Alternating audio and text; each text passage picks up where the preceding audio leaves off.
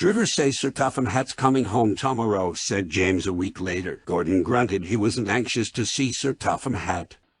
"I must do well today," he said to himself as he waited to start the express. "A good run today might help, if Sir Topham Hatt hears about it."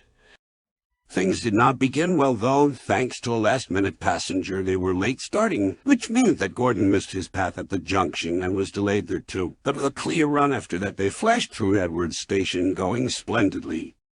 They were halfway up the hill when there was a clatter beneath Gordon's cab. Suddenly he felt a blast of cold air in his middle, as if there were a gap between his boiler and cab. "Woof," he gasped. "What's happened?" The fireman looked at his fire. There was a gaping hole in the middle where the fire bars had collapsed, and a large part of the fire had disappeared. "You've lost part of your fire, Gordon," the fireman explained. "What a place to do it." Already Gordon was feeling weaker. Without a full fire, his steam pressure and speed fell quickly. But the driver knew what to do. "Find the biggest piece of coal you can and put it across the hole," he told the fireman. "That will stop some of the cold air from getting in, and we'll be able to hold steam better. But hurry, or the hell will beat us." The fireman hurried. A large lump of coal lay near the front of the tender. Quickly he moved it into place with his shovel and a long steel bar. Gordon felt better at once. "Now build the fire gently round the edges," said the driver.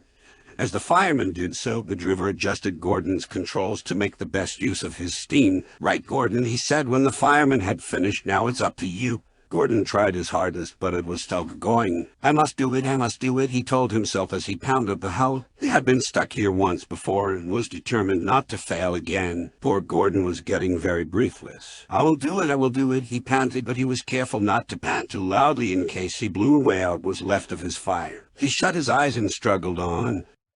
At last, Gordon felt that the slope was easier to climb. Cautiously, he opened one eye as he was nearly at the top. I've done it, he gasped triumphantly. The fireman mopped his brow. "That was splendid, Gordon," he said, "and now you deserve a rest." A signalman turned them into a goods loop and telephoned the works for a pull-out engine to be prepared. While they waited, the passengers got out and told Gordon what a useful engine he was. Buck was at the works to help, and the two engines finished the journey without further trouble.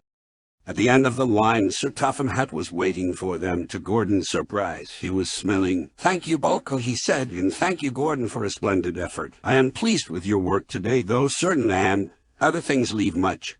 But just then a whistle blew, and Sir Topham had to hurry to his coach. Once again, poor Gordon was left in suspense.